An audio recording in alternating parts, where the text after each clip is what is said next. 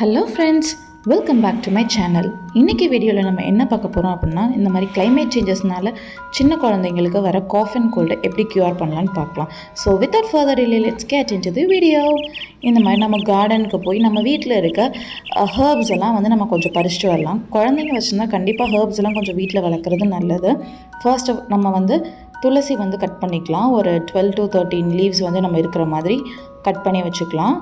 Next வந்து வெத்தலை இருக்குல்ல, வெத்தலை வந்து ஒரு நார்மல் சைஸான வெத்தலை வந்து பறிச்சுக்கலாம். நெக்ஸ்ட் வந்து கற்பூரவள்ளி இலை இருக்குல்ல, அது வந்து ஒரு 2-3 லீவ்ஸ் வந்து பறிச்சுக்கலாம்.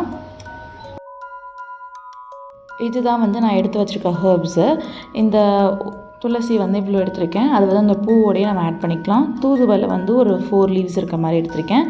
நெக்ஸ்ட்டு கற்பூரவள்ளி வந்து ஒரு 2 லீவ்ஸ் எடுத்திருக்கேன். இது வந்து வெத்தலை ஒரே ஒரு இலை மட்டும் எடுத்திருக்கேன். இந்த அளவுக்கு நம்ம எடுத்துகிட்டு ஒரு கடாய் வச்சு, ஒரு இரும்பு கடாய் வச்சு அது ஹீட் ஆனதுக்கப்புறம் நம்ம எடுத்து வச்சுருக்க லீவ்ஸை வந்து ஒன்று ஒன்றா ஆட் பண்ணிக்கலாம்.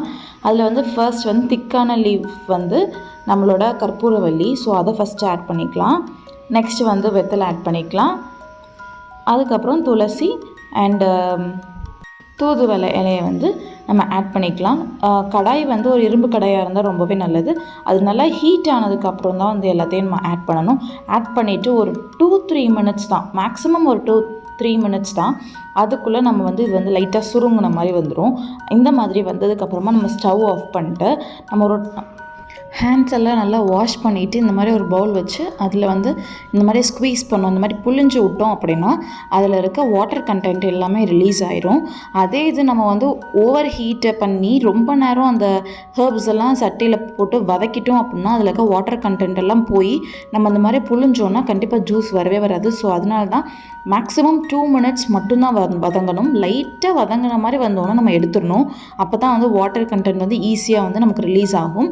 இது அப்படியே பியூராக எந்த விதமான சுகரோ ஹனியோ ஆட் பண்ணாமல், வாட்டர் எதுவும் ஆட் பண்ணாமல் அப்படியே வந்து நம்ம குழந்தைங்களுக்கு ஒரு சங்கில் ஊற்றி நம்ம வந்து கொடுத்துடலாம். இது வந்து ஒரு பர்ஃபெக்டான ரெமெடியாக இருக்கும். இது வந்து ஒரு 6 months அபவ் இருக்க பேபிக்கு வந்து கண்டிப்பாக இது வந்து கொடுக்கலாம்.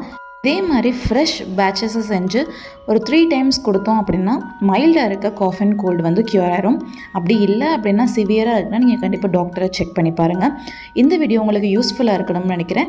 ஸோ தேங்க்ஸ் ஃபார் வாட்சிங். By. Like, share, subscribe and get notified on my channel.